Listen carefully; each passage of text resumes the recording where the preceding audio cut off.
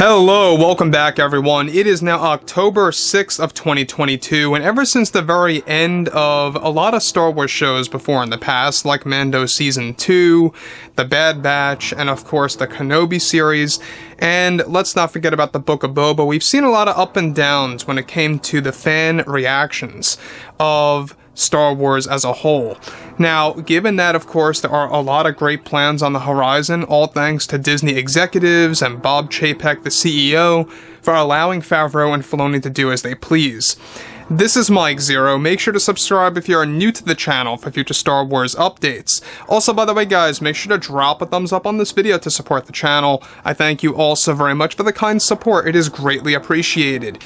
Now, one thing that a lot of fans have been very much invested in and are looking forward to is exactly how Favreau and Filoni plan to incorporate a lot of fan-favorite Star Wars Legends content. Now, this is going to be a big deal for a lot of Star Wars fans out there because you have to be very careful when it comes to a series and or films that actually embed a lot of Star Wars Legends stories.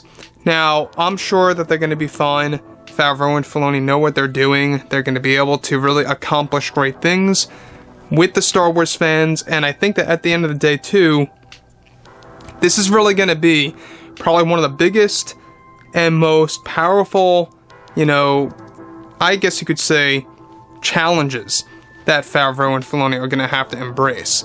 So with that being said, what's even all the more intriguing has a lot to do with what's been going on behind the scenes with Favreau and Filoni for the new Star Wars universe at hand here.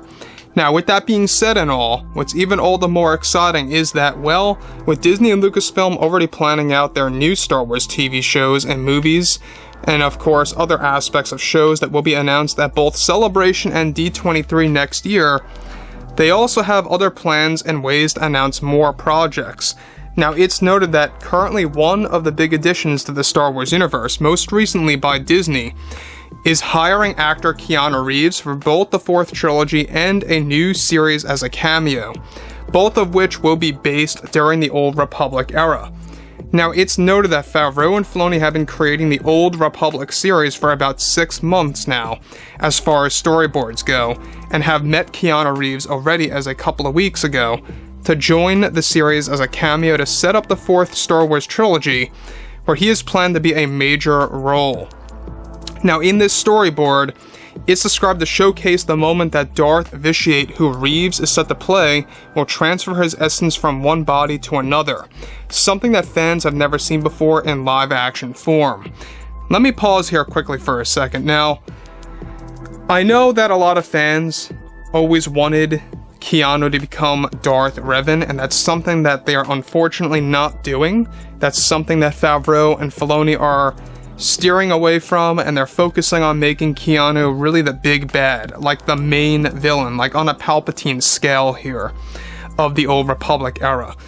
Now, I don't know if you guys know anything about Darth Vitiate, but this character, let me tell you, I think he tops Palpatine. This character has jumped from body to body over several years. In fact, in Legends, I believe it was over the course of a couple hundred years. And this character also really initiated the dark side within himself at the age of 10. So this character has a lot of potential, very much pure evil, never really had a light side history, before the age of 11. And there's a lot of things going into this character. Now, basically what Favreau and Filoni want to do with Reeves' role as Vitiate, also known as Tenebrae, by the way, is that they want to show us what essence transfer looks like in the planned Old Republic series that's going to set up what's to come in the fourth Star Wars trilogy now, that's going to be considered Old Republic based and not the Forbidden Era. So, with that being said, this is a very big deal, because Keanu is actually in the talks to also join the MCU and other Star Wars franchises out there. Apart from the Marvel Cinematic Universe, they want to get him in several Star Wars projects, including the fourth trilogy and the Old Republic series.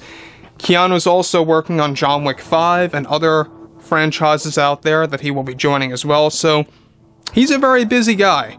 This guy's doing a lot of things at once, and I respect somebody like that. Now, with that being said too, this is where things get even all the more intense. Now, it's described that the fans will be able to see the host body that Vitiate invaded before they see the final one, just like in the Old Republic cinematics.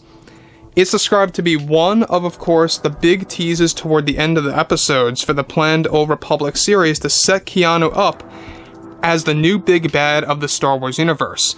It's described that the essence transfer scene is set to focus on Darth Vitiate inside of a Sith temple, taking over the body that will become his final one.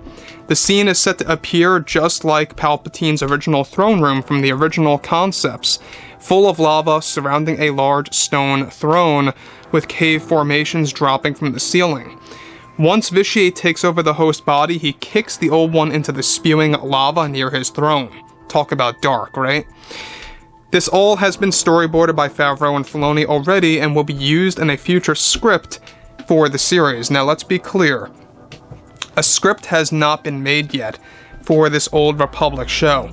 This new format that Favreau and Filoni are taking advantage of is that they storyboard things out before they make the script or they write the script.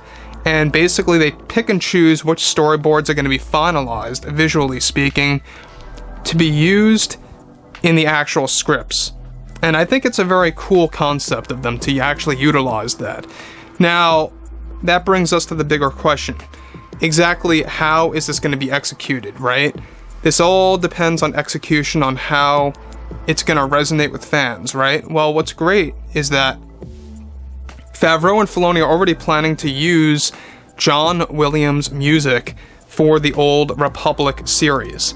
So it's not that John Williams is coming back, he's actually said to not be coming back at all, but that they will be using the prequel trilogy themes for the Old Republic. It really sounds like John and Dave want to stay very close to how the cinematics were actually used and to kind of stay true to all of that, and I respect that also. Now, Darth Vitiate, alright, how does it compare to Keanu Reeves becoming Darth Revan? Alright, now obviously we know that Darth Revan was a very unique character, one of the most complex characters during the Knights of the Old Republic games and the Old Republic games, etc. I love that character as much as anybody out there does, and I would have loved to have seen Keanu become that character, but it seems that John and Dave have other plans for Keanu, and to make him the true big bad and ruler of the Old Republic era. Basically, like I say, making him the Palpatine of this new timeline in the Star Wars universe. And I gotta respect that. I mean, it really is gonna be something. I think that they are gonna do something game-changing, to say the least. So, like I say, guys, you know, I think that at the end of the day, too, the Old Republic has been long needed, and Favreau and Filoni are not going to touch the High Republic. They don't want nothing to do with that, and they're focusing on this instead. So overall, guys, you know, drop a comment below. Let me know what you guys have to say about all this below in the comments, and if you guys did enjoy the content for today, make sure to drop a thumbs up on this video to support the channel. I thank you all so very much for the kind support, and I'll catch you guys next time.